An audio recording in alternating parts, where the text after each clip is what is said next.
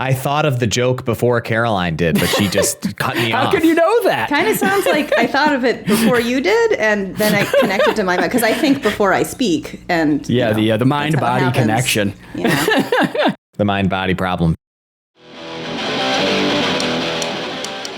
Hello, everyone, and welcome to Our Hero De Niro, the only podcast watching and recapping Robert De Niro's entire filmography in random order. I'm Mike, joined as ever by my co-host, Mike. No relation. And we are so lucky to have a special guest here with us today, friend of the pod, wife of the pod, our literary adaptations consultant, Caroline, a.k.a. Bad Cree. I'm back, and I'm more well-read than ever. Yeah, fan favorite guest, really, based on the analytics. So it's nice to have you back. So true. I mean, that's why she's here, right? To boost our numbers, juice them. Yep, gotta juice them. And today we are here to discuss the 2020 film, The War with Grandpa, based on the 1984 Tim Hill novel by the same name and starring Robert De Niro. Hey guys, you ever heard of this film before we rolled it for the podcast? Nope. No, I have not. I mean, have either of you heard of the novel beforehand? I vaguely remembered seeing it in like one of those little book bins that grade school classrooms sometimes have. And I remember thinking at the age of like 9-ish, this sounds stupid. I'm not going to read it. And Wow. I didn't until last year. What were you reading at age 9? That was so much more sophisticated. I was reading Where the Red Fern Grows, man. There's some messed up stuff in that novel. Some stuff happens in that novel, okay? I think I was reading Hatchet and a lot of Star Wars novels. I read Sadly those things, decanonized, all three of those things. But I think I was reading The Hobbit when I was 9, actually. Oh, yeah? Which is, I think, significantly more advanced and better than The War with Grandpa. So. Oh, okay. Well, better. I thought you were going to say better than Star Wars Expanded Universe content. I was going to disagree with that. Are you kidding me? The Star Wars Expanded Universe content books were my favorite thing that I was reading when I was 9 years old. I mean, that shit was fire. Yeah. It's a shame that Star Wars is dead to me. Yeah. Yes. I guess I was also reading Animorphs. We were reading Animorphs, right? Oh, yeah. I was reading Animorphs too back then. Yeah. Okay, hold on. Animorphs was so sick. There was that character, I think it was Elias, maybe, who was Tobias. Tobias. That was He was pretty the close, eagle. honestly. Yep. He was the eagle. If you were stuck, anamorphed into an animal, which animal would you want to be stuck as? I think an orangutan. It's just the most like a human. Oh, yeah. I like being a human. Yeah. Yeah? Yeah. Pretty honestly, I can see it. There wouldn't be much anamorphing on the cover. You know, normally it's like there's 5 interest, I like that. intermediate You really pictures. only need one interstitial. Yeah, like one in the middle. Yeah, it's the missing link. I mean, probably a bear. They're really cute, and you get to sleep for a lot of the year, and then you eat for the rest of the year. It seems awesome. Seems like a great life. Yeah. I think I would want to actually be a bird of prey, some sort of falcon, just like being able to soar on thermals, eviscerate my prey, disembowel them, and just live that really chill apex predator life. Sounds nice. Yeah, I guess. I mean, humans are the apex predator. That's true. The most dangerous game. I would just, they try to kill me. I would just fly slightly above their arm's reach. Right. I'm just saying, I'm not suggesting that like you wouldn't be able to hold your own against a human in the animal kingdom. I'm just saying like, we already live that experience. Like we are like Earth's apex predator. Yeah. So we are a predator to that the Earth itself. That's why. That's why you want to be an orangutan, so you can still like wield a gun. Yes, exactly. Yeah. Just in case you can stand your ground if I start flying at your pads eyes. of skin on the sides of your face to terrify they are really, other males. They're very cute animals. Yeah. Well, there you go. A little diversion there, literary diversion. Here's a little bit of information about this film. So as I said, this was released in 2020. It was a COVID film. It came out like maybe I think 6 months into the pandemic. But it enjoyed a significant amount of time. I think 2 or 3 years in a development quagmire because initially the rights were owned by the Weinstein Company immediately before the Harvey Weinstein scandal that resulted in them never producing another film. I think that the creative folks actually bought the rights to the film back from the Weinstein Company and found another distributor. I think I may have already said this, but if I didn't, it was directed by this gentleman named Tim Hill, who I think is otherwise most famous for co-creating SpongeBob SquarePants. And it's got a kind of a pretty stacked cast for what it is, really. It stars Robert De Niro, Uma Thurman, Rob Riggle, Cheech Marin, Jane Seymour, and Christopher Walken, all folks I recognized from other things. And it also has Oaks Fegley, who plays the main little boy, Peter, and Laura Marano, who plays the older daughter. It was a box office bomb. It only grossed $43.5 million on a $38 million budget, and it was extremely poorly reviewed by critics. And we're certainly going to discuss why and more in this episode of Our Hero De Niro. Yeah, for just a minute, I want to jump in real quick. You said that the author was Tim Hill. The author of the book is Robert Kimmel Smith. I think you just said the director instead of the proper author. Yeah, the director is Tim Hill. Yeah, but the author I don't think of the I book. did say that. I mean, we'll have to see what Mike finds out when he goes back and listens. But yeah, I but can't wait to dedicate energy to playing that clip back. Yep. Based on the 1984 Tim Hill novel by the same name. So I am doing this a little bit differently than we've done previous episodes that Caroline's on. I have an extremely brief recap. I expect the recap to take between 5 and 10 minutes, and then I have a discussion guide for Caroline to discuss some interesting divergences between the film and the novel. But as I breeze through the recap, I would invite you guys to interject with any comments that you have. You have a discussion guide for Caroline about divergences between the movie and the novel? Yeah. What do you mean? Where do I fit into that? What do you mean? We're just having our discussion. Okay. But you said you made the recap like 5 minutes long. Yeah, you can talk about whatever you want. Okay, sure. I feel like you have a lot of notes. You're kind of annoying me right now. I feel like you have a lot of notes for me right now when what I am doing is essentially an amalgamation of all of the feedback that you have ever provided when we've had guests on episodes before. Okay. Like your feedback has always been that there isn't a discrete, concerted way in which we are engaging the guest and that the recap becomes too meandering and too long. So I don't understand why all you have are quips and quibbles when I am telling you that I have created a format for the episode that specifically addresses your exact criticisms of previous episodes of this format. Listen, I'm along for the ride. I am but your humble co-host. I just don't quite understand why you waited until the episode to share that with me. Your humble co-host. I don't understand why it matters. He doesn't like surprises. They make him feel unsafe. No, it's fine. It's fine.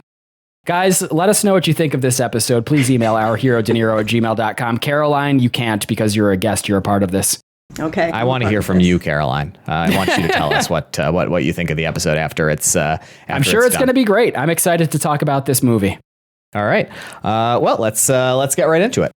So the film opens with the main little boy, Peter. He is in 6th grade and he's walking into his first day of 6th grade. And we kind of establish one of the film's tones really early in this opening scene. As Peter and his friends are walking into the school, I can't remember exactly what it said, but there's like a welcome 6th graders sign up on the facade of the school, and someone has spray painted some condescending note on it. It said, remember what it said? Hell. To hell. There you go, to hell. Yep. So they walk in, and immediately this main bully, whom we see a few times during the film, walks over and I think tears away Peter's backpack and throws it into a trash can or something. And the boys have a conversation about old people for some reason. I don't remember the exact context of why they started talking about it, but Peter mentions his grandpa and mentions that he's a very difficult, cantankerous man who gets into fights with people at grocery stores. And so we get a smash cut to a scene of the titular grandpa, played by Robert De Niro, having one of these events at a supermarket. Mike, did you take note of the Robert De Niro face reveal? Mike, it's the only note that I took while watching this film. The De Niro face reveal occurs at 2 minutes and 23 seconds. It's a wonderful thing. And we get a lot of Robert De Niro in this movie. This is truly thank God for a small miracles. This is truly a stars Robert De Niro film. So at least there's that, because there wasn't much else to enjoy about it. It's a real seal of quality. Yeah, in 2020. Yeah. I like how it came out in 2020. It was a COVID film. So the studios were like, okay, this industry is going to die if we don't get butts in seats. So we have Christopher Nolan. He's got Tenet. And what do we have? The War with Grandpa. That should be enough, right? That'll get us back to where we need to be. Yeah. What's funny about this film is, when you think about like when De Niro signed on to the film being in more like 2017 or 2018, that was before he got into, I think, this recent period where he's doing like, I think, slightly higher minded stuff like The Irishman and Killers of the Flower Moon and to a certain extent like something like Ezra and Zero Day that are at least like ostensibly trying to be serious stories. Like we were firmly back in Robert De Niro's goofball era, like in the mid-teens. And this is it's at home in that era. And this is the second movie in which we've seen him play a grandpa. The first time being 2016's Dirty Grandpa. Here he's a much less dirty character, but he is a warrior, Yes. But what's odd about this film, and we're obviously going to talk about it more, as we get on the recap and when we get into our final thoughts, it really seems like this film wants to depict him as though he has some of those dimensions of the Dirty Grandpa, like a less raunchy version of the Dirty Grandpa. Like what? But it really doesn't, like this initial scene presenting him in the grocery store. Like they initially try to tee this character up as this like kind of difficult, like I said, cantankerous old man. And we see a couple of like little glimpses, I guess, or glimmers of this characterization, but mostly that's really not the way he's characterized at all. And it's a really strangely written character. It's odd. Yeah, there's a real imbalance between how sympathetic the grandpa and the child are in this war. Oh yeah. Robert De Niro seems like a very pleasant old man who's kind of just mourning the death of his wife, and the kid's a real little bitch. He really is. The kid is is. awful. I hated him for basically the entire film. Well, let's do the recap. There's a lot to talk about here. Did you have anything to say about this grocery store fight? Because I do have one little thing I want to say about it. Well, I'm going to recap it still. I haven't described it. All right. So he's in the grocery store, and as he walks up to the front end, the manager of the store is standing up there, and Robert De Niro looks around. Ed is the grandpa's name. Ed looks around, and he doesn't see any cashiers. And he asks the manager why there aren't any cashiers, and the manager says that they've replaced them all with self-checkout kiosks. And Ed sarcastically responds that is he getting a discount because now he's doing all the work involved with checking himself out? Which is such a cliche thing to say about self-checkouts. And they have like a little altercation about this. Ed really struggles with the self-checkout. He can't figure it out. And so he decides to steal the groceries that he has. He leaves the store with the groceries. The manager chases him out, and Ed assaults the manager. And then when the manager tries to come after him, there's this crazy mob of elderly people who assail the manager. And that's the resolution of the scene, essentially. So what do you want to say about it? Well, when you guys go shopping, I know Mike is a prolific Wegmans shopper. Do you use self-checkout? Usually, yes. Yeah. Unless it's a really big grocery order. Yep. That makes sense. I always use self-checkout, and I quite enjoy it because I turn it into a time attack. I like to see how efficiently I do. Yes. Exactly. It's fun. I enjoy it. Yes. And I don't like to get in line behind people because some of those people, they take so long just to put their items, just to place their items on the conveyor belt. Check. Yeah. Oh my God. They're like 2025. Yeah. Oh no, I have exact change. No, you're killing me. You're slowly killing me. So why don't you exactly get the hell out of my way? Yeah. So I was actually very sympathetic towards Robert De Niro's character because the last time I used self-checkout at a local Wegmans, there was this weird issue where I would scan an item, and before I even place it in a bag, it would say place unscanned item, or remove unscanned item from bag. And I did it 5 times, and I was like, what the fuck is going on? So I had to actually talk. Lately. Yeah, I had to talk to the teenage attendant who monitors everyone to make sure they don't just walk out with their shit. And it was so infuriating. It extended my time. It tripled it. It was very frustrating. That time doesn't count. Remove it from the record. But I have a little bit of inside. I have a little bit of inside information about this, actually. So Wegmans has, by design made the self-checkout experience worse for customers over the past couple of years. Not only have they done that, but they have also eliminated this tool that used to be available in some stores. I never used it because it was never available in a Wegmans that I shopped at, but friends of mine at work told me about it, where there was an app that you could install on your phone and it would set it up kind of like you were in one of those Amazon stores where you don't have to check out, where your phone would like look at the item going into your cart and you would just pay as you go and walk out without ever going through any checkout. Wegmans was experimenting with these less frictiony, kind of like more customer service friendly ways of customers paying for their items, but it was producing tremendous shrink. Like on a really, really, really significant basis. Yep. And so they live in a society. Right. They're on this waste reduction mission right now. This is what folks I know in management at Wegmans have explained to me. And they are intentionally introducing much more friction into the process to reduce those opportunities for shrink. It makes me want to steal. It makes me want to be Robert De Niro.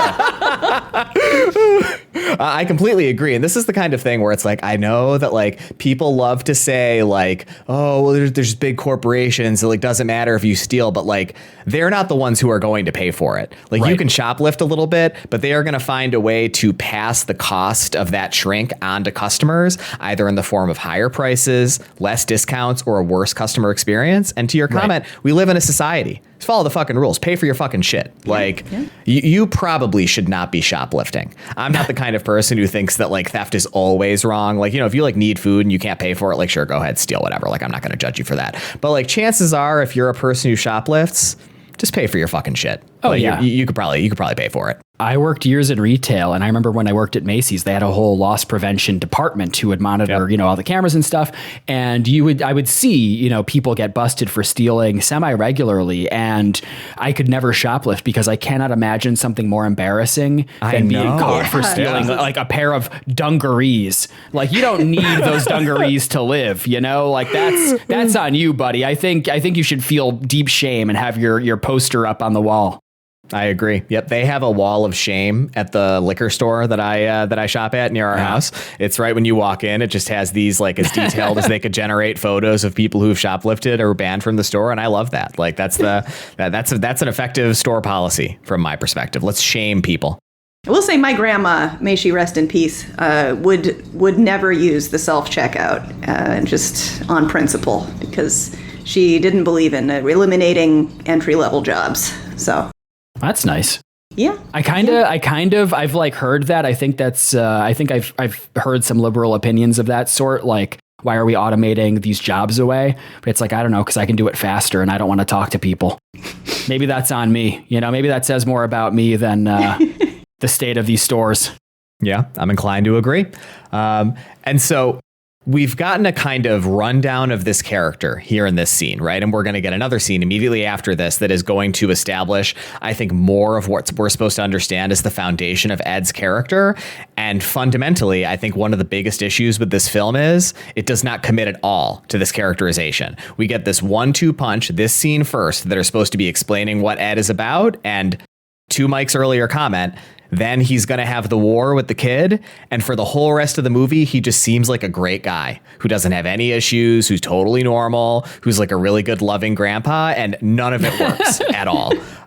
So this scene happens. And then we get another scene with Ed's daughter. Her name's Sally. She's played by Uma Thurman, showing up to his house. And through expository dialogue in the scene, through a couple of brief flashbacks, we learn that Sally's mother, Ed's wife, has recently passed away. And so now Ed is grieving and he's living on his own. Sally tells him how she doesn't feel comfortable with him living on his own and convinces him to come and move in with her house, to her house with her family, which is her husband, Rob Riggle, and her 3 kids, the boy who's going to have the war with grandpa and two daughters whose names I honestly don't know. There's like a teenage daughter and a little girl daughter. The little girl daughter. The little girl is the little girl is the only character I liked in the movie. I really liked her, honestly. I liked the grandpa. Yeah, the grandpa's nice too, but he's just a horrible character. I mean, like the little girl is consistent. Like I like her and she's consistent. She works as a character, as Rick. Yeah, that makes sense. I'd like to take a moment to talk about Uma Thurman's performance in this film. Sure. Do you guys have any, did you feel any sort of way about it? Did you have any thoughts about it? Because I had some thoughts about it. I mean, it was also a very badly written character with a lot of contradictions. Yeah, it's tough. I guess it's bad, but honestly, I didn't really fault Uma Thurman for it in the film. I think it's an impossible character to play well because nothing she does or feels makes any sense. Like, I don't know. What do you have to say about it? I think that it was kind of jarring for me. You know, I had a crush on Uma Thurman around the early 2000s, Kill Bill Volume 2. Who didn't, right? The Bride, but I hadn't really seen her in anything since then. So there was that time gap. And listen, I hate to comment upon an actress's appearance, but she looked a little facelifty. And I only comment on that because she has a lot of reaction shots in the film.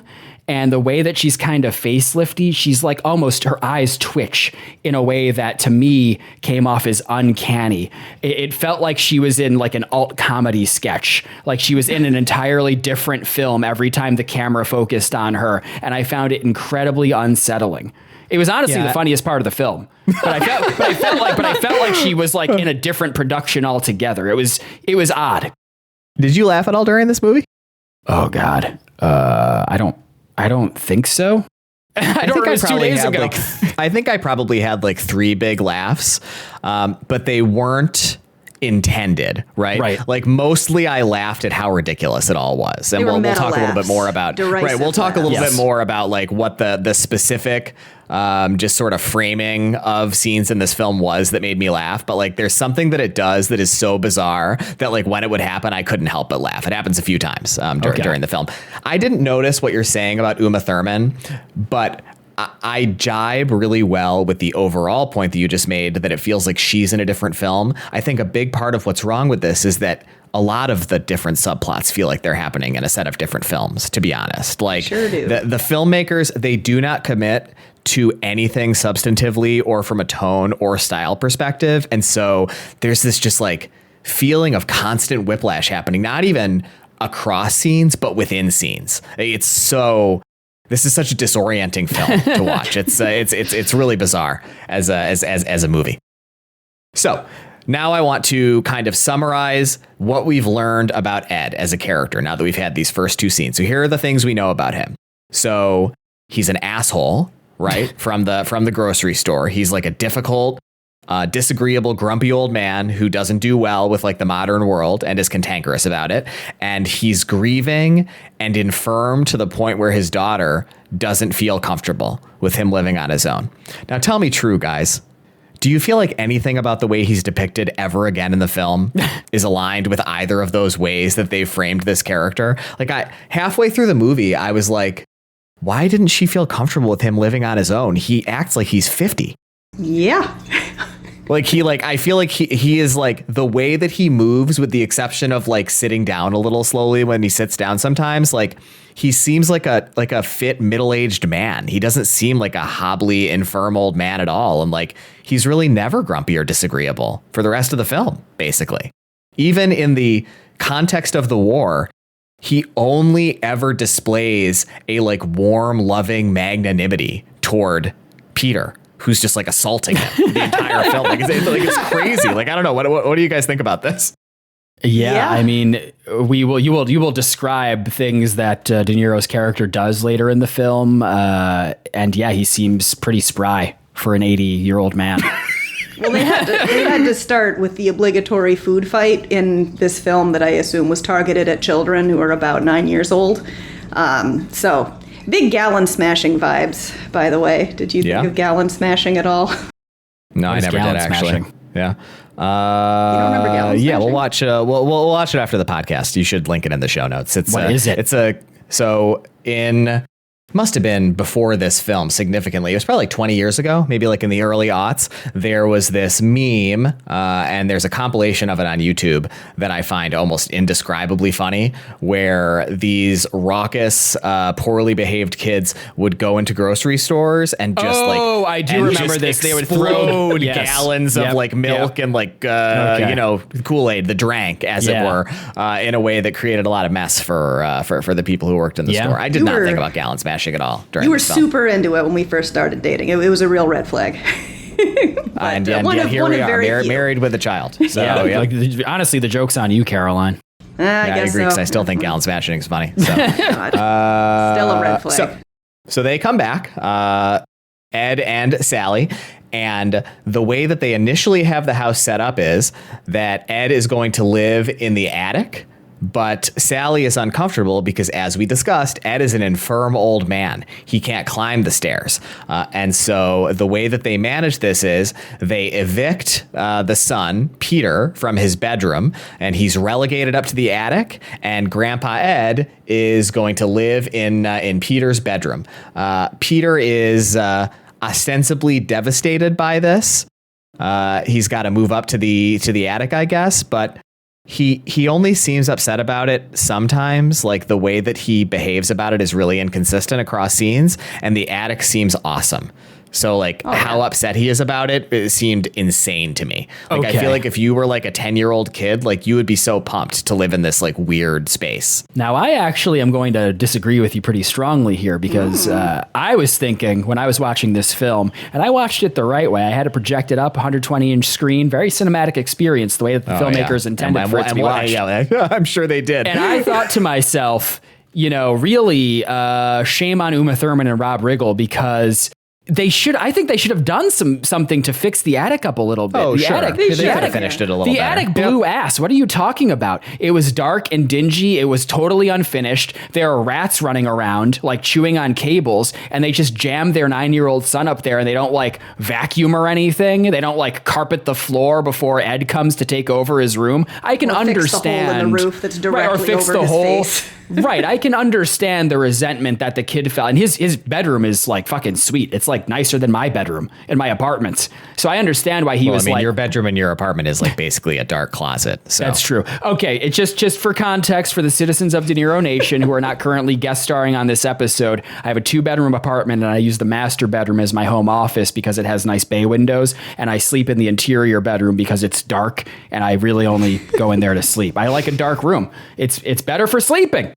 I just want a dark sleep. I want a dark sleep cube. I would guess that most children's bedrooms are nicer than the room that you sleep in. Like, it's like a 20th percentile bedroom. My ideal bedroom is the meditation chamber that Darth Vader uses in The Empire Strikes Back. It's just that sphere that closes around him.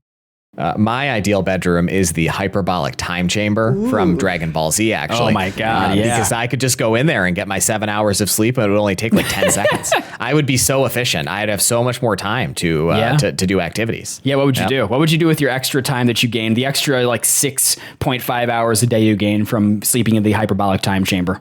Just more of the same stuff that I already do. Yeah. Sounds like a really valuable use of your time. Oh my God. Yeah. Oh, Mike, Caroline and I started watching a new straight to streaming TV show. It has a 74 on Metacritic. That's how you know it's really good. I'm going to spend 12 hours watching it and then complain that I never have any free time. You would start so many more video games. I didn't hear what you said. I'm sorry. I said Carol. you would start so many more video games. Yes, exactly. Yes, I would play the first 5 to 10% of so many more video games. Yep. You got it. Exactly. Yep. Well, whatever. I don't agree about the attic, but it's all fine. None of this. It eventually turns into a neat space, and it seems like the problems are fixed. But yeah. It blows initially, but eventually it does seem like a really cool room, and he's still upset. So Peter is ostensibly really upset about this. He goes downstairs and visits Ed in his erstwhile bedroom, now Ed's bedroom, and they have this kind of like very tonally strange, like tender conversation. And there are a few different scenes of this where Ed is just kind of sitting, staring out the window at a tree, listening to like, I think like old jazz standards or something, and like almost crying to himself about his dead wife. Yeah. But it never commits to any of this. Like, he never seems sad otherwise, except for when he's looking sad, staring out the window, listening to his records. Well, the film sucks. It's trying to hint at these emotional beats. It's like Clever foreshadowing. It's like spritzing essence of emotion over these cliched story beats without actually, dealing with them in a meaningful way. So it seems in this scene where they have this tender moment, like Peter understands that he shouldn't be upset about this, that like Grandpa is suffering and it's really sad that he can't be in his room, but like Grandpa needs this. His wife just died, But the next day, Peter goes to school and he vents to his friends about what's happening at home. And they tell him that, this is not a family issue. This is an injustice and he needs to declare war on his grandpa. Yes. And so that this advice from his friends is the inciting incident. So Peter writes a note, a formal declaration of war, and leaves it in Ed's room. And we get a hard pivot into like what is, I think, essentially like a really ridiculous slapstick comedy film. Yeah, Home Alone sort of kind of hijinks. Escalating intensity.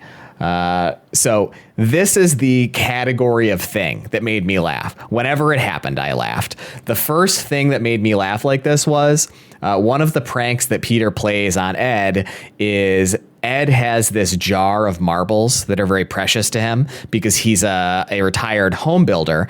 And when he would lay the foundation for homes he was building, he says he would often find marbles, like little cat's eye marbles, because they're smooth and they're cheap and ubiquitous. And so they just roll around. And so he would find marbles and he saved them all. They're memories of the houses that he's built. And he keeps them all in a jar on the dresser. We get this explained in expository dialogue to the young daughter.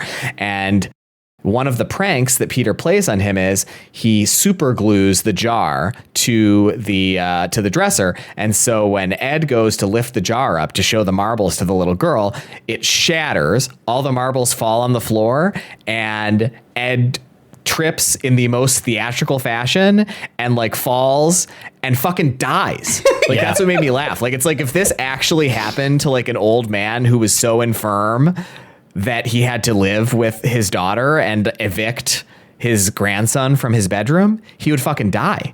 Like I was like, this little kid just killed his grandpa, and he kills his grandpa so many times, really but there are never any consequences for any of the grandpa murder that the kid does. And it really made me laugh whenever it happens. That was my first big laugh, was the marble assault. Are you going to describe Are you going to describe all the pranks that they play in the film? Because that's all the film is. Do you think that I should? I mean, that's the whole film. I don't know. There's like an escalation. It's whatever. It's your recap. It's fine. We do classic Mike the Fab recap where he doesn't recap the film. I think this kid's a sociopath. Yes, I agree. Yep. Also, for what it's worth, I fucking hated that prank because it's all build up so that when the little girl goes downstairs, they hear the thud of Robert De Niro, falling face first onto the floor and fucking breaking every feeble bone in his body. The girl goes downstairs and Uma Thurman and Rob Riggle are like, "What's going on up there?" And the girl says very cutely, "Grandpa lost his marbles." And that's the laugh line. And, I was looking around at like the, where my closest belt was, wondering how to make a noose, like how to get out of this.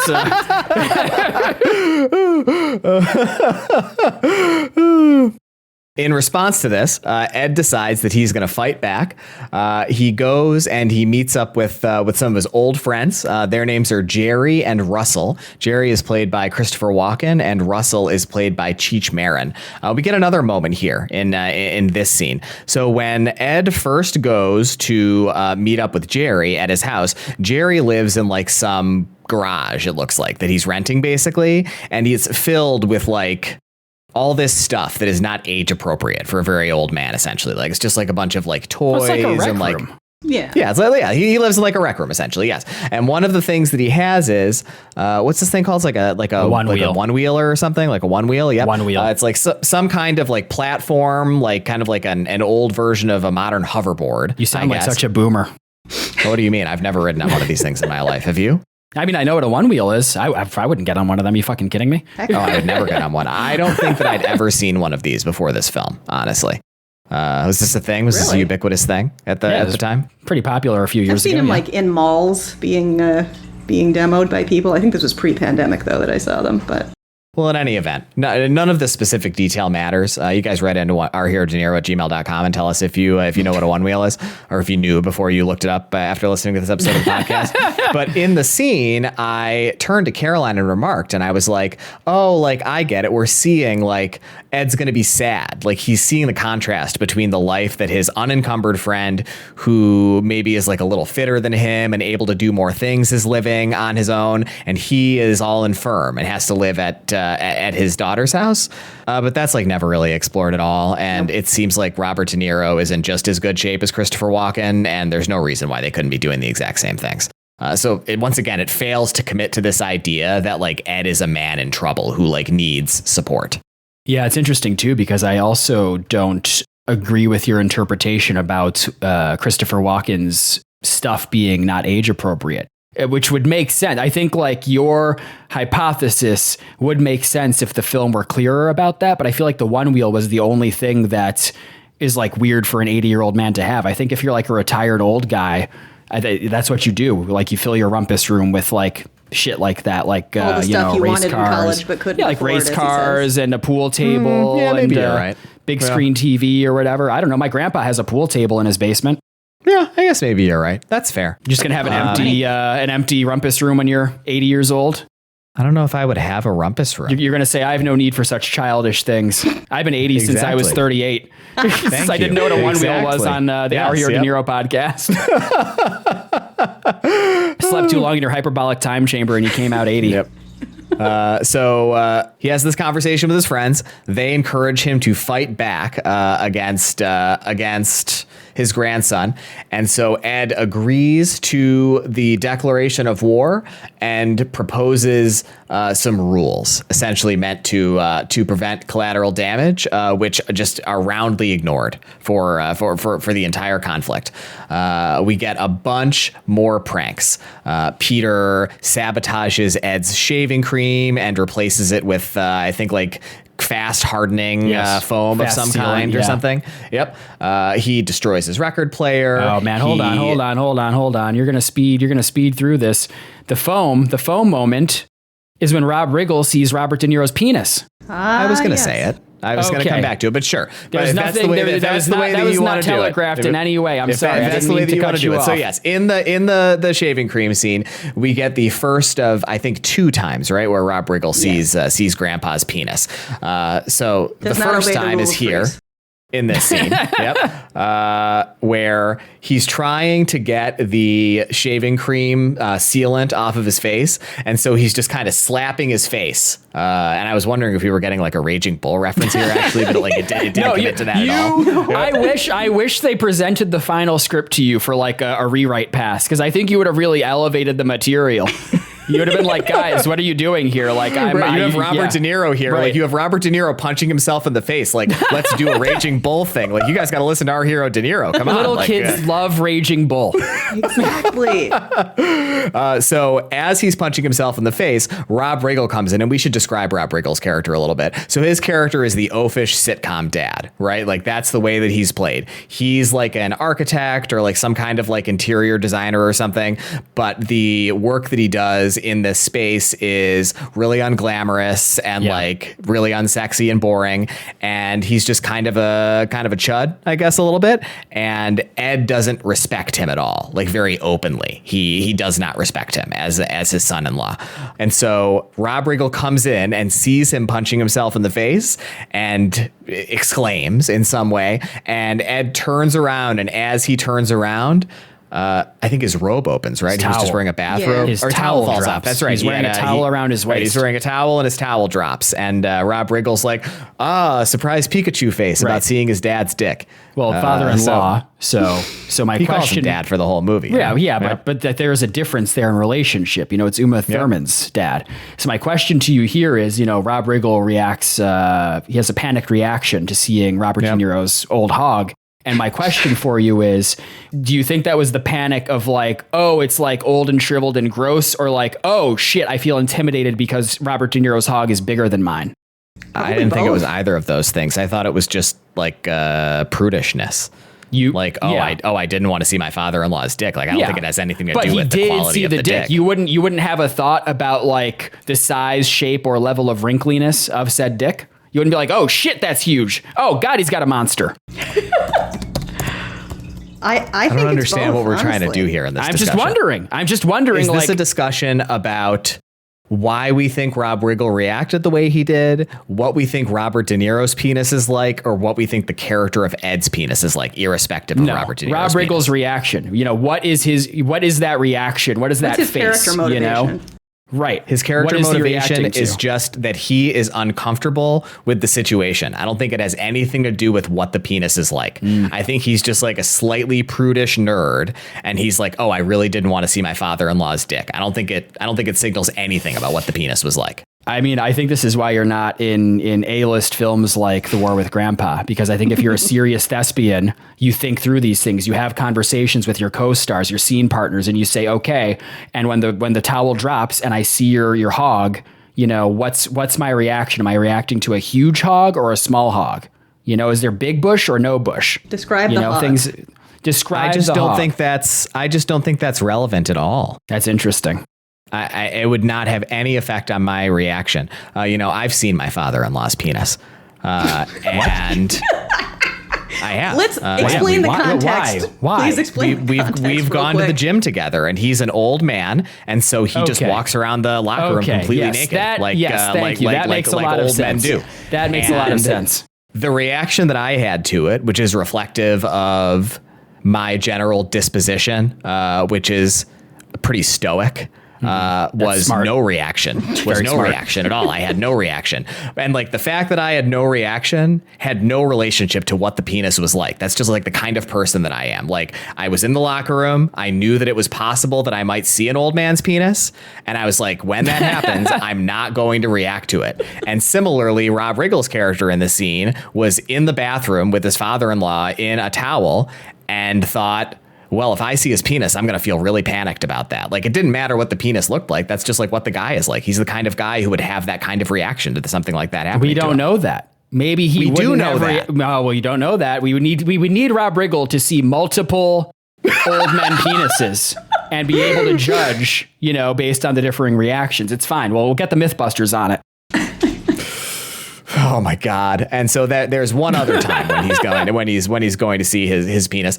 Later in the film, he's going to fall out a window. One of the many times when Peter is going to kill his grandpa. Nearly kills his grandfather. He knocks him out of a window via one of his pranks. And as he falls out the window, he catches himself on the gutter of like an eave on the side of one of the downstairs windows.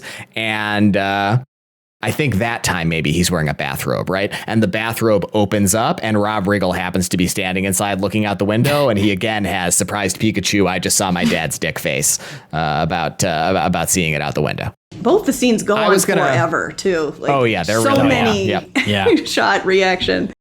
I was going to talk about the Rob Riggle dick scenes, but I don't think that I really was going to read into them as much as you did. I just think that Rob Riggle's character, you know, if we're looking to do character analyses, he feels intimidated by his father-in-law. His father-in-law doesn't respect him. You know, Ed's character projects a big aura over Rob Riggle that makes him feel small and weak. And I just wonder if when he saw the physical manifestation of that, Ed's old hog, you know, he thought, you know, I feel more emasculated now because it's bigger than mine. Yeah, I just don't think so. Okay, man. You know, I thought you cared about media literacy and, you know, media analysis. I don't think there's anything to analyze there. I just think his reaction would have been the same either way. All right. I think I am analyzing it. And I think that what the media is indicating is that we are supposed to understand that Rob Riggle is a kind of prudish, emotionally repressed, oafish goofball who would have that reaction to seeing any unexpected penis, no matter what it was like. It has nothing to do with the size of the penis. All right. I am analyzing the character. I just think your question is totally misdirected. Wow. All right. Let me jump in here. I'll shut the fuck up then. Let me jump in here with a real quick science fact for everybody. Oh, yeah. Wait, Caroline, you're our literary analysis. Do they describe Ed's penis in the novel? Unfortunately, that's actually one of my questions in the discussion, guys, believe it or not. In the novel. But let me jump in with a quick science fact. Speaking of big old hogs, the term for a wild boar that is over 7 years old is a grand old boar. That's the official term. So when you think of an old hog, you're thinking of a grand old boar. And this has been Caroline's Science Corner. Oh, thank you. It's not really a science fact. It's more of a taxonomy fact. Taxonomy is part of science. Yeah. Okay, this has been Mike's pedantry corner. Oh, yeah, he loves that. That's the only corner that I have actually on this podcast. So, although Mike just gave me a run for my money with his totally pointless and misdirected pedantry about the size of Robert De Niro's penis. So, listen, man, you're going to make it a 25-minute long episode that's 95% Caroline talking about a book. So you talked a lot of shit, by the way, at the beginning of this. And I feel like in a typical you fashion, you like hyper fixated on your lack of preparation, which was the worst thing about it was like how much you annoyed me with that hyperfixation. And I feel like in spite of me doing a more succinct, more directed, breezy recap, we're still having all the same discussion and it's going great that we would have been having if I was doing one of my less focused recaps. Well, there you go. You know, if the worst thing about it was your level of annoyance, then maybe that's a lesson for you to take away from this experience. We're all learning here. We're all listening and learning. I refuse to learn anything from this experience. I will not learn anything from this experience. So here are some other things that Peter does to Ed. He trades his coffee out with something. It's unclear what it is that he trades it out with, but he puts something in his coffee that's not hot sauce? that's not Yeah, coffee. he puts hot sauce in the coffee. Yeah. Yep. I must have like blinked while that happened. I don't remember that it being shown on screen what it was, but whatever. He put something in his Uma coffee. Thurman drinks it accidentally, and he like says to his friends, "What a waste of a prank!" And then like his mom ends up drinking the coffee and then spits it on the police officer in another. Yeah, I feel like he was about to say that. Yeah, I didn't think that indicated that it was hot sauce. I knew that he traded it out with something gross. I was saying I didn't know what he traded it out with. I remember the Uma Thurman scene. Okay. Trust me, I'm doing the recap. Oh, okay? okay. So Yeah, yes, in the Caroline. coffee. In the coffee scene, we get the first of two moments. I'll describe the next one in a second, where Uma Thurman throws something on a police officer, on a motorcycle police officer out the window of her car. So the first time is this coffee. She takes Ed's coffee cup that has his somehow tainted coffee in it as part of the war with Grandpa and takes the sip just as a motorcycle cop is coming up to the side of her at a stoplight she stopped at. She spits out the mouthful that she has in her mouth onto the windshield and throws the coffee out the window, and it lands on the cop. Caroline said when that happened, "Oh, she's gonna get shot." Some very edgy humor. Jesus. Yeah. It's gonna get iced, as it were. You know, this is a thing that Philip does. When he drives to and from work, he drinks tea out of a regular mug, which is what Uma Thurman Fucking has. psychotic. Well, I'd never heard of someone besides Philip doing that. And Uma Thurman does it in this film, you know, for the joke, if you can call it that. But I wonder, like, is that more common than we think it is? Because I use a Yeti like thermos type thing with a cap that seals in the heat. What it made me think of was in the Suburbs episode of It's Always Sunny, how Dennis is eating a bowl of cereal in just a regular bowl. You're eating a bowl of cereal? Yes. While you were driving? Yes. It's not that crazy. That's not what this is about.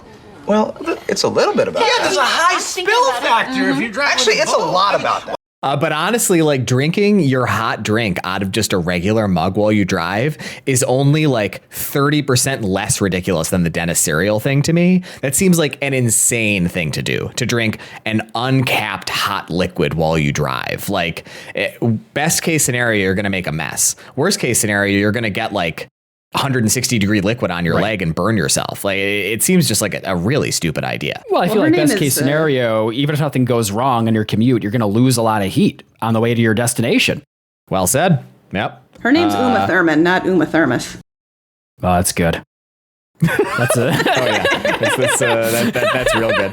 Yep. that's a thinker. That's why you have me on this podcast, guys. No, I have you on the podcast for my 8 questions that I have. I'm excited. for you about the book. I'm Yep. excited Wow. to get to them. He plants a snake in Ed's bed. This is the second thing that happens with Uma Thurman and the cop. Somehow, by some contrivance that I do not remember the details of, the snake that was planted in Ed's bed ends up in Uma Thurman's car. And as she encounters the snake in the car while she's driving, the same cop pulls up next to her on the road, and she throws the snake out the window, and it lands on the cop. It's really the rule of twos in this film. They were trying something new comedically here in The War with Grandpa. It's efficient. It is. Yep. So those are the Peter on Ed pranks that I noted, and here are some things that Ed does in return to Peter.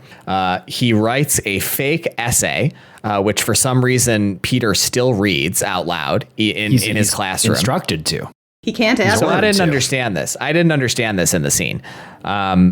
Did his teacher read the essay and know that it was offensive in some way, which is why she asked him to read it? I don't think so. I think it's just he was up in front of. He was, told to present his essay in front of the class. Yep. He starts reading it and realizes that it's not his actual writing once the kids start making fun of him or laughing at him. And the teacher says he has to continue. So he has to continue reading the fake essay. Yeah, I mean, this kid sounds like a fucking moron. If this happened to me, I would just be like, improvise? No. I think somebody in my family played a trick on me and put a fake essay in here, and it's offensive, and I didn't write it, and I'm not going to read it, and you cannot make me. And you were the teacher. Would you believe that though? Well, my grandpa maybe messed with me. Maybe I'd send him to the office or something, but I would just continue to fight it. Yeah. I don't know if it would work, but that's what I would do if I were a little kid in this situation. I would never read something I didn't write aloud in front of the class and just be like, oh, I guess that's what happened to me. I just have to accept this. Yeah. Someone played a prank on me. Smart. This isn't my handwriting. You can compare it to all of the other handwriting in my backpack. It gets absurd. I don't know why he does it. That's why I assumed that maybe the teacher had something over him, which made him feel like he had to read it or something. But I would just argue. I'd be like, no, I didn't write this. Send me to the office. You can call my mom and we'll see if she says this is her son's handwriting. Cause I think she knows what my handwriting looks like. So he's just a dumb child who tries to kill his grandpa, kind of like Stone. Yeah. He destroys the furniture that he has up in the attic. He gets onto his computer and we should talk about this. This is when this is coming up. So all the time in the film, we see Peter playing this fake game that looked like a cross between the Elder Scrolls and Fortnite. Did you guys clock this? It looked like a fake Minecraft. It looked like Fortnite to me. It had the Fortnite building mechanic of a big cube. That's what building in Fortnite is like. But it looked like it had the art style of the Elder Scrolls 4 Oblivion. Really, really weird game. He gets into Peter's computer and erases something he's building in this game. He says, quote, for half his life. And one prank he plays on him is he puts some sort of contraption inside of his backpack that's meant to spray some sort of orange goo, maybe hot nacho cheese or orange paint or something on him. It's not clear what it actually was, but his bully is the one who opens the backpack and gets sprayed by the hot nacho cheese, and so Peter gets his ass kicked by the bully for this. It really just kind of infects the household, this war between Peter and his grandpa. But this is what I found so odd about Uma Thurman's performance, and why I don't think that I could really focus on things about her face that looked weird, because it was unbelievable to me to the point of absurdity that she could possibly not know what was going on. It's just this stuff is constantly happening around her, and nobody else in the family ever acknowledges that the war is happening or seems to perceive that these aren't just random accidents that are happening around the house, but this little boy is trying to fucking murder his grandpa. It's ridiculous. Did that affect you guys at all? How unbelievable it was that none of the family ever acknowledged the war that was happening around them? Oh yeah. They have their own lives, their own rich lives that are well written. Yeah. Well, they also go out of the way to create rules of engagement, and one of the first one is no collateral damage, and then 30% of the pranks are collateral damage. Just caught in the crossfire, and no one ever talks about it. Nobody ever says this is getting out of hand. There has been collateral damage. It's never visited again. Because Uma Thurman, after being arrested multiple times, I think would come home and naturally ask, hey, why was there hot sauce in my coffee this morning? Or hey, why was there a live snake in my car? Yeah, in my Nissan Pathfinder. I don't know, but she doesn't do that for some reason. What's going on in her life that's more important than that? Finding a live snake. She's like the service manager at the Nissan dealership, so maybe she's really busy at work. That's true. She's dealing with the dregs of society. Yeah. It's the most dangerous man on the road. Got nothing to lose. This has been Car Talk. Oh, yeah. Something else that I want to mention that I don't know is going to come up organically in the recap. Another subplot that we have in the film is the older daughter has a boyfriend named Russell, and there are just a few times where the mom seems upset that she's like making hanky-panky with this boy or whatever.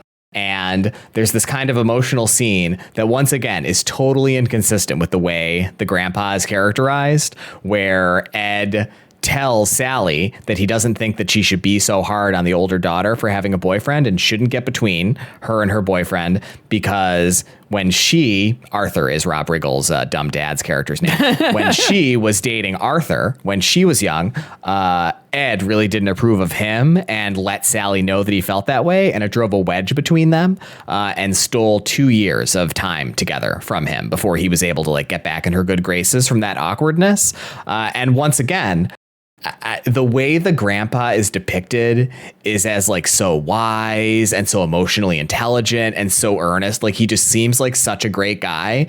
And it is fundamentally at odds with, I think, like what the filmmakers want us to perceive about this character. The only way he is ever characterized on screen beyond the first like 12 minutes of the film are as like a 95th percentile, like older man in terms of like how loving and kind he is to his family and how earnest and in touch with his feelings he is. Like, it's really, really weird. That scene was a big one for me where I was like, what is this character? Like, why would they write this scene knowing like how they want him to be perceived by viewers? What did you guys think about this? Uma Thurman's character, when he says you should, lay off your daughter because I did the same thing to you and it stole 2 years, she's like surprised by this. So I guess whatever things he had put in place to impede the relationship, she completely forgot or didn't think that they were a big deal at the time.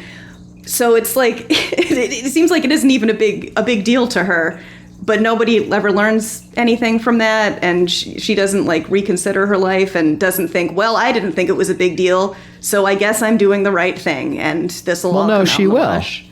She will at the end in a total heel turn that makes no sense. But like, she will change the way she deals with her daughter and the boy. I know, but like in the end of the film, from her point of view, if your dad was like, I lost 2 years of time with you because I did a thing, and you were like, I never noticed that, and I didn't think we lost any time together, wouldn't you think, maybe you were right? I understand what you mean. Yeah. You're right. What about you, Mike? What'd you think about this? I didn't have the reaction that you did, but it made me wonder how long Uma Thurman and Rob Riggle had been together in this universe, I guess since high school, because while I think Robert De Niro's advice was sound, don't push too hard because you might push your kid away. It's like, I don't know, isn't the kid like 16 or 17 years old? I think it's totally appropriate to be like, I don't want White Russell coming over and sucking your face in my fucking house. Like, come on. I want you to get into a good college and meet a better person than Russell, Meet an alpha chat or something. Riggle turned out fine. Yeah, but Robert De Niro doesn't respect him. Yeah, so Robert De Niro doesn't feel that way. Right, but the point is, no, that's what makes Robert De Niro's character seem, like I said, like a 95th percentile, like high quality older man, is that like he realizes that doesn't matter, that he was wrong to feel that way. Like he has come to the grudging realization that like Rob Riggle's not for him. He's for Uma Thurman and she loves him, so it's all okay. Like, I feel like so few like men of this generation have this quality of reflectiveness in the terms of the way they interact with their families, especially not these kinds of characters as written and depicted on screen. I'm like, it just doesn't make any sense. Like, this character, why is he like this? Really stupid fucking movie. I'm okay with making both of the participants in this war likable and like characters that you root for. Yeah. But they only do it for one of the characters. You need to either make both of them despicable or both of them like warm and kind of likable. Like, okay, it's hard to choose between the two. Like, De Niro and Pacino in Heat. You know? Right. That's the Yeah. caliber that we need in the war with Grandpa. I was just rooting for Ed for the whole movie. I was like, yeah, Yes. stay in the fucking attic, you like snot-nosed little fucking piece of shit. Like you're like trying to kill your fucking grandpa. Like who's, yeah, it's annoying that he's sleeping in your bedroom, but like by the, you know, from the vantage point of the filmmakers, not that they managed to convey this, Right. he is a grieving, infirm old man who needs help. Like, I don't know, man, suck it up, you little piece of shit. He's going to be dead in 18 months. Let him sleep in your fucking room. They should be running tests on this kid. They should be searching around the yard for dead animals, like little animals that have had their necks snapped. Because this kid is he's not fit to live in polite society. I agree. Yep. There's so much asymmetry between the way they're depicted. Like 85% of my sympathy is for Ed. Like when Peter initiates the war with Grandpa, the Grandpa is like, well, we don't go to war with family. Like, you know, family sticks together. We don't do that. And the kid's like, fuck you, old man, and then just starts, you know, physically abusing him. It's ridiculous. Killing his grandpa over and over again by like throwing him out a window and making him trip on a bunch of marbles and fall on his 85-year-old ass. He would have broken his hip 8 times in this movie. And those were his emotional support marbles, too. Another thing that's happening in this part of the movie that never really matters to the plot is Ed meets a clerk lady at Fry's Electronics and starts dating her. Which, again, is like, okay, so it doesn't seem like he's like grieving that hard. Like, what are we supposed to be thinking about this character? Like, finally, the war is getting out of hand, and so Peter and Ed decide to have a peace summit. So they have a peace summit at the little girl's tea party in her bedroom, and they come to kind of terms of ending the war at this peace summit. They agree they're going to have one last competition to determine the winner. And when this happened, Caroline said, oh shit, they're going to have a jumping contest. He's going to get his ass kicked. And then it immediately cut to the trampoline park where they're going to have the dodgeball contest. But I couldn't believe that Caroline was right before I realized it was going to be a dodgeball contest. And I thought it really was just going to be a jumping contest. Like who can jump higher at the trampoline park. But the final contest is a multi-round dodgeball tournament, best out of 3 rounds, and it's between Peter and his friends and Robert De Niro, Cheech Marin, Christopher Walken, and the lady from Fry's. Jane Who she Seymour. played by Jane Seymour. Yeah, it was Jane Seymour who was playing her. And so the kids win in the first round. In the second round, the old people realize that they moved too much and that they'd be better positioned to win if they just stayed still and used their good aim and just kind of savvier decision making, I guess, to win against the kids. And then the third round is a tie. So the dodgeball tournament resolves nothing in the war. The war resumes, and there are some more pranks. And the little girl has her birthday party, and the little girl's character is that she's obsessed with Christmas, and so she has a Christmas themed birthday party. And I wrote in my notes that this party looks like it cost $5,000. Like, didn't this look like the most expensive birthday party like any kid could ever have? This girl's like 6 years old. How can this family afford a $5,000 birthday party for a 6-year-old kid? Not even a milestone birthday, by the way. Right. But they can't afford to put a carpet in the fucking attic for their son. Their displaced son. Their refugee son. I mean, would you treat those children equally? The son Honestly, sucks, so well, it's a real chicken and egg thing. It's like, Yeah, was it, that's true, you that's know, true. like, was he born that way or was he conditioned to be that way? I mean, they got to test him in a lab, like you said. Yeah. So for the Christmas themed birthday party, Peter and Ed had declared an armistice so the little girl could have a nice birthday party. But in spite of that, Peter decides to play a prank on Ed, and this prank goes terribly wrong and triggers this crazy chain reaction of stuff going wrong that culminates in a giant tree in the yard falling down and tearing the side off of their house and exposing the older teenage girl necking with Russell up in the bedroom. You gonna say what the prank was? I honestly don't remember. What was the prank? Isn't this your recap? I don't understand how this happens. It's like Shark do you Tale mean? all You over. can do it. You don't remember? You're acting so self-serious about this as though you don't make mistakes in your recaps. Yeah, but this indicates to me that you weren't taking notes while you were watching. No, I took 25 paragraphs of notes, at least 4,000 words. I summarized them into the 10 paragraphs that I'm reading through for my recap right now. I definitely wrote down what it was. Do you really want me to go over into my more detailed notes and find the paragraph about this? Or do you just want to provide the input like I do without giving you a fucking hard time about it when this happens in your recaps? Maybe you should have summarized it into 11 paragraphs is all I'm saying. Well, the reason I want to bring this specific prank up is because I think it is the best illustration of what you keep remarking on about how Peter is trying to kill his grandfather. Yeah. Okay, sure. Peter Let's hear it. Peter assumes that Robert De Niro is going to pretend to be Santa Claus for his granddaughter's birthday party. That's right. So what he does is he plants an airbag, like a car airbag, on Santa's chair, Santa's throne. But it turns out that Christopher Walken is playing Santa Claus, not Robert De Niro. So Christopher Walken sits on this chair and is launched. He's propelled up like 20 feet into the air and lands face first onto the hard ground.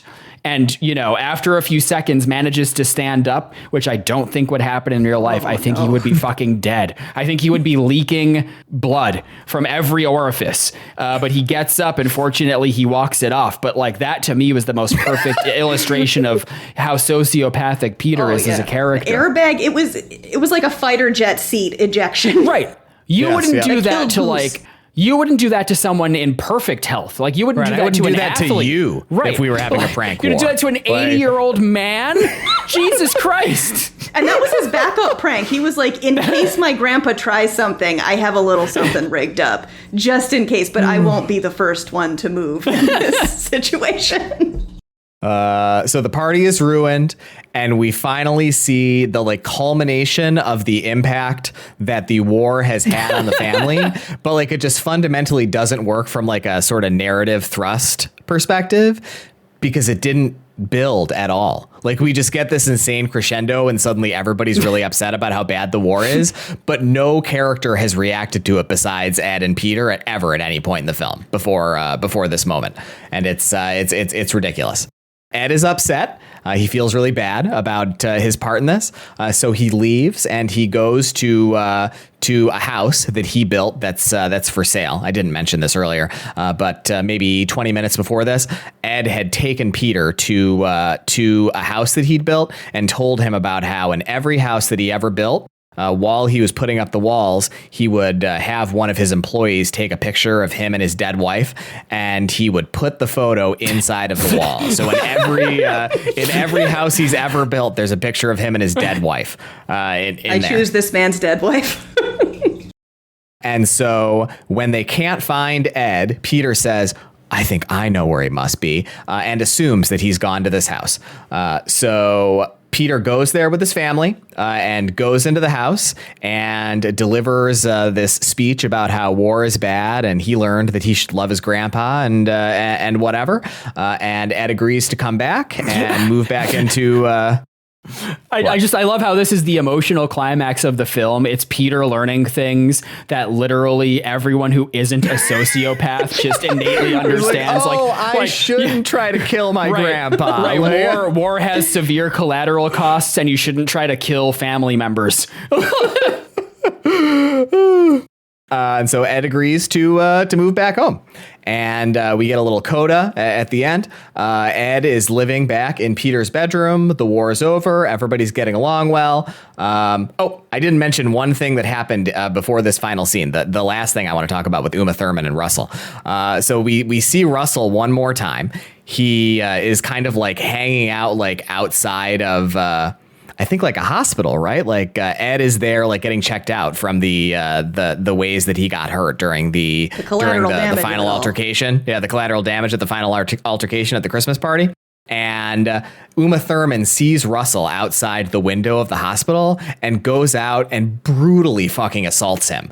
She chases him across the parking lot and tackles him, and it looks like she's about to kill him, and then she just decides not to. And she's like, "Oh, my dad was right. I shouldn't be like that. Okay, that's it." And that's her character's resolution.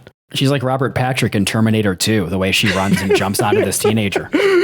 I wouldn't have been surprised to see her do the thing that he does in that movie where he just the little pincer comes out of his the poker comes out of his hand. Yeah, that's gonna be our recommendation today. Terminator it's a good 2 one. Judgment Day. Yeah, that's incredible. That's a 5-star film if there ever was one. Anyway, yeah, and then that's the end, basically. It's just got a happy ending. Everybody's getting along together, and nobody ever got hurt, even though Peter tried to kill his grandpa like 15 times over the course of the film. And that's it.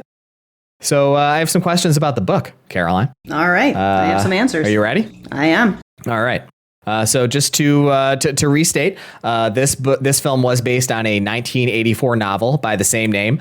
And the book is, I understand, a classic of like young adult fiction for this age range. And so why don't you tell us? Does it deserve its classic status? How was it overall? Did you like it? Do you think it's good as far as YA fiction of its ilk goes, or what? What'd you think? This is a classic young adult novel. So let's ask someone who first read it when they were 35 years old.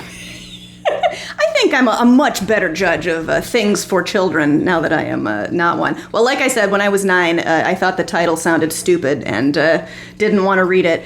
But as a middle-aged woman, it's a middle-aged woman whose husband has a Robert De Niro for what it's podcast. worth, by the way, because Mike calls himself middle-aged like every other time I see him now.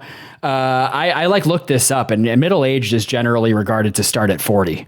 So Mike is like pre-aging. He's like he wants to be older than he is. He's been looking forward to middle older. age since he was a teen. He's finally. I don't know why. All he does is bitch about it. I just don't think that that's true. I mean, that can be colloquially what people call it, I guess. But the expected actuarial lifespan of an American man is 76. So I am literally halfway through my life actuarially. I mean, if you don't want to, Yeah, whatever, man. exceed expectations. I know I'm almost certainly going to live longer than that hope because there are so, like geez. there are like socioeconomic Miss ya. and educational dimensions to that. But like that is the average lifespan for a man in America. It's 76. I want you to know that if I outlive you, I would put some flowers on your grave and I would sit and play the entirety of this podcast and I'd sit with you for the duration. And then I would delete that shit from my fucking phone and move on with my life. But it'd be a really emotional 200 hours, you know? Make a podcast about that. You're just going to sit there for 200 hours? That's like a week and a half. What am I going to have to do? I'm going to be like 65. Well, I just mean one, you won't be 65. You'll be in like your mid 70s. Number two, like, I don't know, that's a really long time to like sit in a chair. You think you'd bring like an air mattress or something and set it up so you could kind of lounge? Like, how do you think you'd do it? Yeah, honestly, I might Would want you to do set some up like yoga. a tent? Like, yeah, like I think after the first 48 hours, I think you'd be like fucking dying. Like, I don't think you would be doing very well. All right, Caroline, how is this children's book? Yep. What'd you think?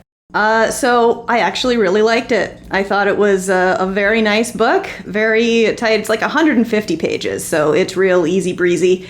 And it's plausible, and it was very charming. I very much enjoyed it, and I recommend reading it if you're into, books for children. But Yeah, for our 9-year-old listeners out there. yeah, for our 9-year-old listeners, first of all, turn this off. What are you doing? And second of all, go read, The War with Grandpa. It's nice. I welcome all citizens to De Niro Nation. And if there are any 9-year-olds listening to this podcast, like, just make sure you ask your parents for permission. But if they say it's okay. We need listeners wherever we can find them. Exactly. Yep. Question 2. Hold on, I'm not done. So you liked the book. There's a kind of follow up to this. Why do you think the film is so bad? Why don't you let her get into her final ratings and discussion of the film for that? It's like All right, a segment fine. of the podcast. We'll move on to my other questions. So this is a 3-parter. So here's the framing question: is how do the characters compare? So here's my question about Peter. Peter is depicted extremely unsympathetically in the film. Is he likewise depicted as unsympathetic in the book, or is there more like kind of sympathy parody between the two opposing characters in the book? There is more sympathy parody, and I think that is because the book is narrated by Pete in first person. The book that's interesting. Yep. is basically a book report that he is writing for his teacher, and he writes like a 10-year-old, basically. Uses like some malapropisms, and there is a part of the book I made highlights where he says, I like to read stories that have lots of chapters that are short because it makes the book go faster and you can always find your place. So you can bet my story is going to have a bunch of teeny tiny chapters. And that kind of thing is really charming. And so he's doing this war with Grandpa, but because it's from his point of view, you kind of see it. He also doesn't try to kill his grandpa, and in fact, goes out of his way multiple times to strike down some ideas he has because they might hurt his grandpa. He also says many times how much he loves his grandpa and how this is kind of causing him some cognitive dissonance to be fighting a war against his beloved old grandpa, who seems to be very sad, but he's 10 and has to protect what's his. But like, I don't know, it's charming. Is he the one who declared the war in the book as well? It is, yes. He It would be does weird right. if an old man declared a war against a child. Yep. Yeah. I think it's weird that the old man reciprocates the war. Honestly, like that's the most unsympathetic thing that Ed does in the film, and I assume in the book as well. Is like, if I were Ed and this happened to me, I'd just tell Uma Thurman. Oh, I'd be like, listen, your son is trying to fucking kill me. Like, you need to make him stop. I'm not going to try to kill him back. I am an adult and he is a small child. And so in the movie, as we discussed at length, Ed is a really, really strange character. We initially get the impression that he'll be depicted as a man who's not doing very well, but the film never commits to this. And in the end, he just seems like a totally healthy, happy, loving grandpa. Is that what he's like in the book, or is his characterization different and maybe a little clearer in the book as well? He is a darling, sweet old man, and all of the nice things that he does and all of the like wise heart-to-heart chats that he has with Pete in the movie are mostly lifted from the book, some of it verbatim.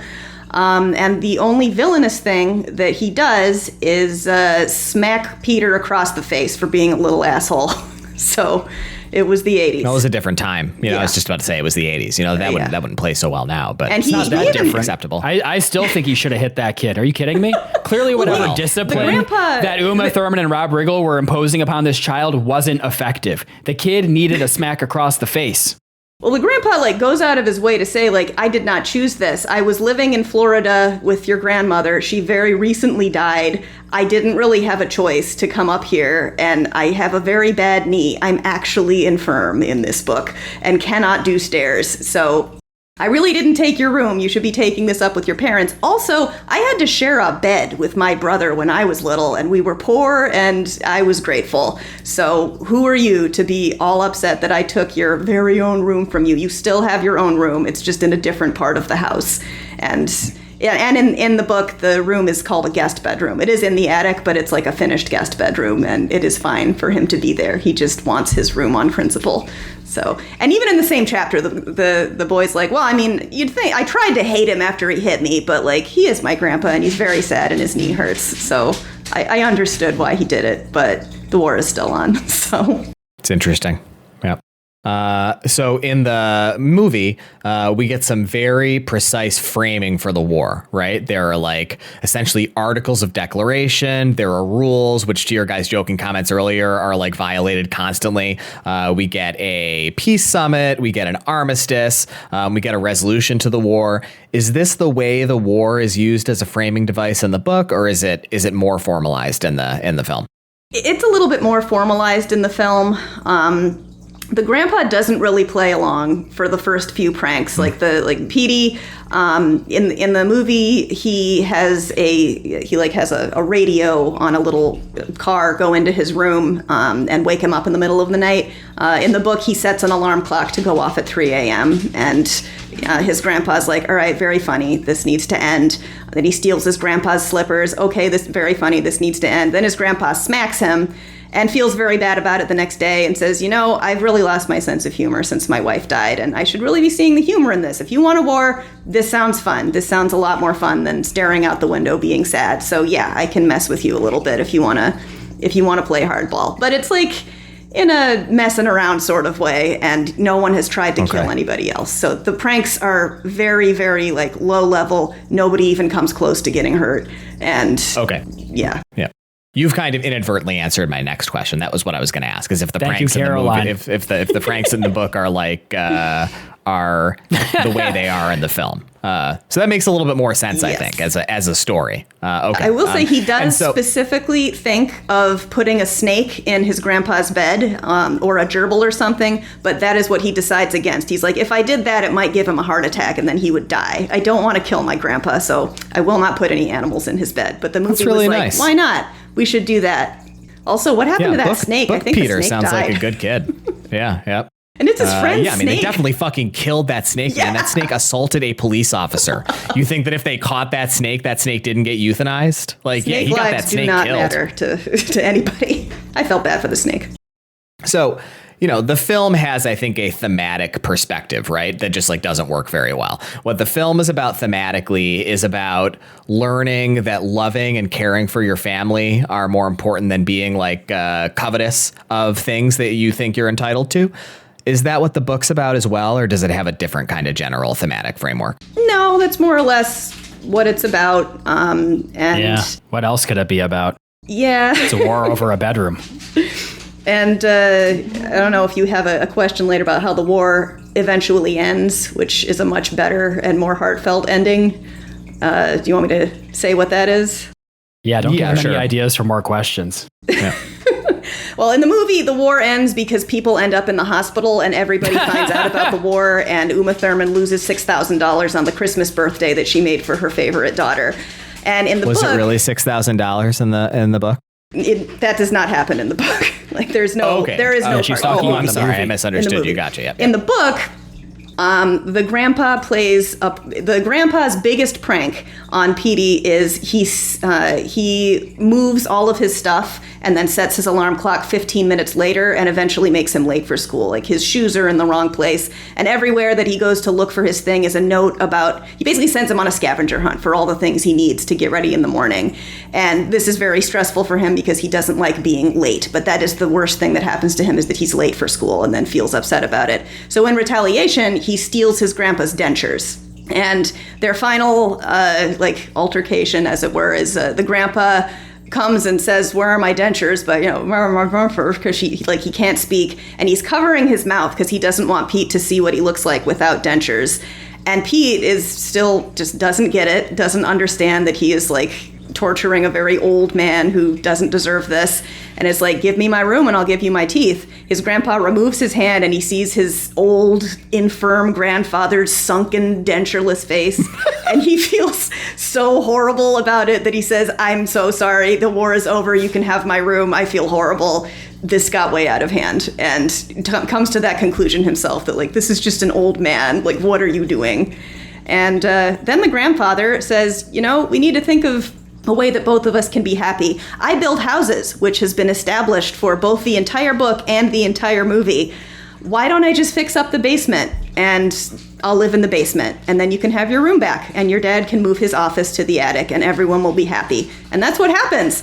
And they make a big deal in the movie about how he used to build houses and then absolutely nothing comes of it. I thought he was going to buy the house that he ends up in at the end, but he just kind of visits with all of his things and then goes back to living in his bedroom. So, yeah, in the book, an equitable solution is found. The grandfather is able to fix the problem himself in a way and like have some more agency in this turn that his life has taken, and then everybody's happy in the end. You've kind of, I think, inadvertently answered my next question more fully. Are there any other differences that you would want to highlight between the book and the movie? There is no older sister character, and the grandpa has no friends. Damn. Okay, so the friends are also creations of the film. I mean, listen, Yeah. if you can get Christopher Walken in your movie, you fucking take it.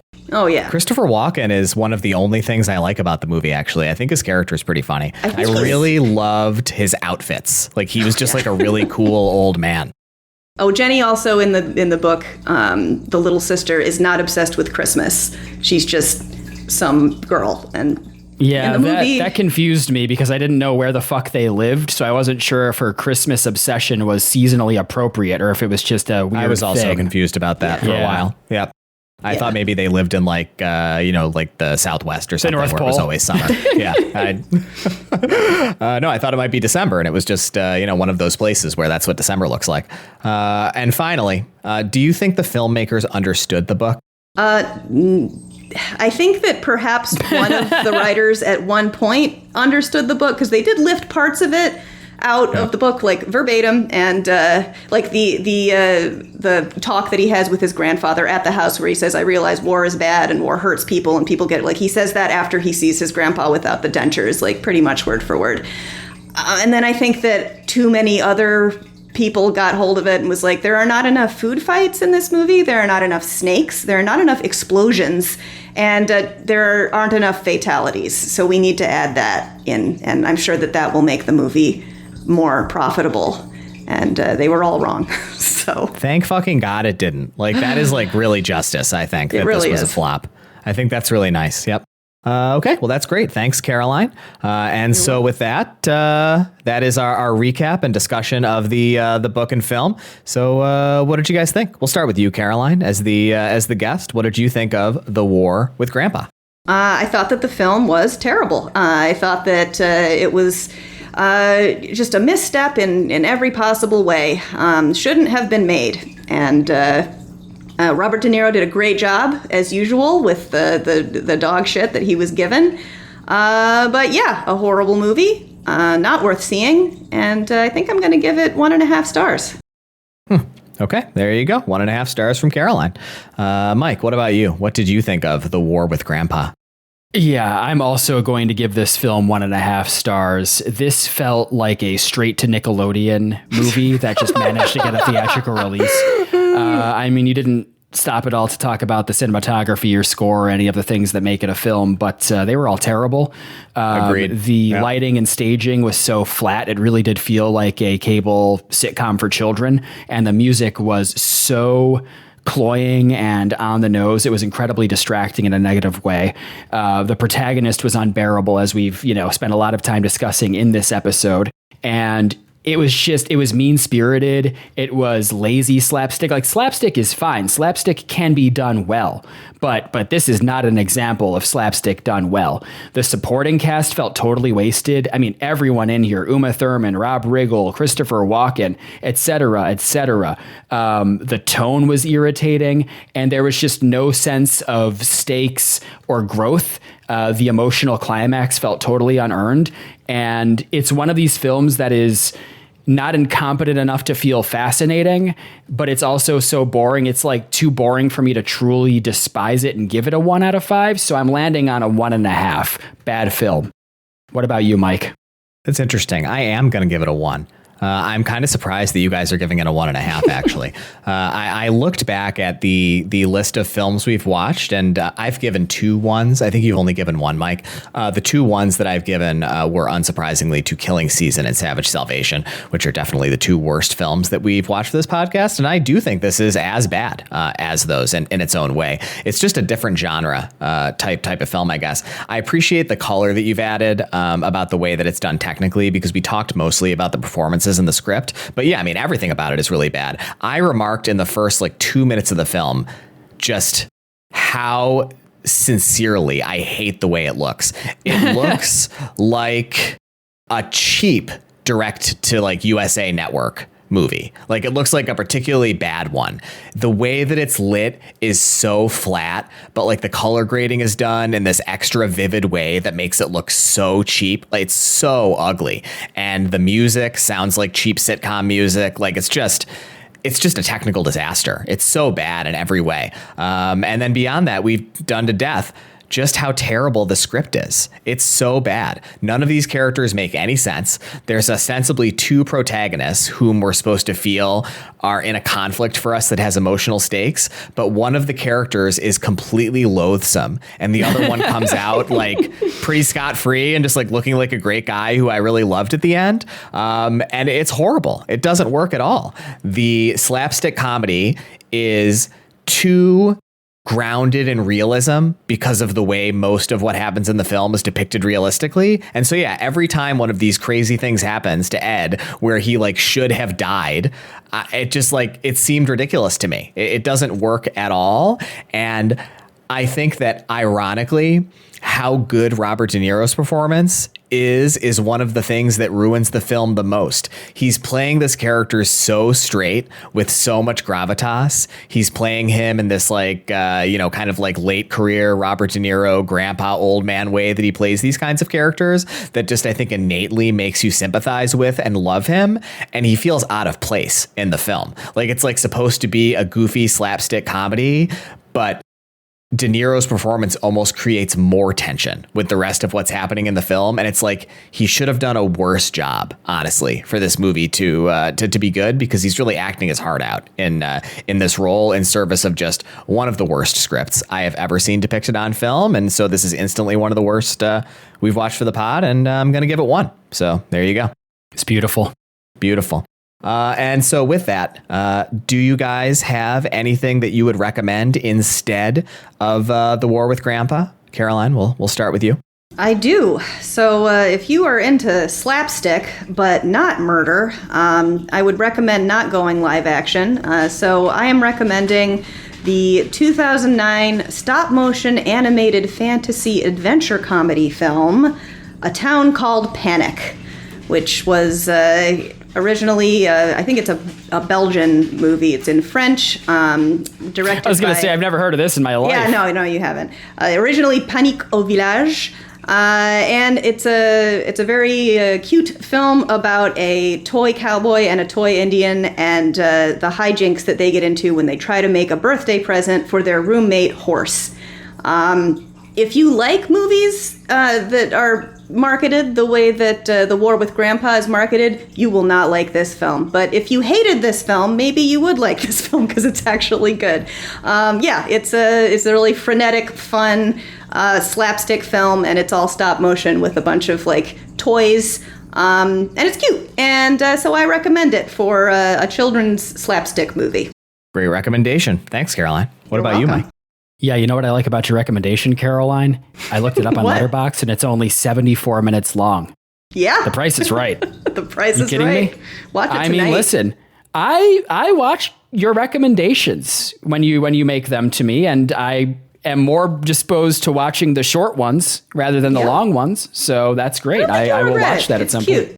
That's nice. My recommendation is a film that I've actually mentioned in a previous episode during our 2025 A Year in Movies episode of the podcast. I'm recommending the 2008 Wachowski sisters film Speed Racer. This is it. This is my opportunity. I don't know how many more kid films Robert De Niro has starred in, so I have to seize this moment.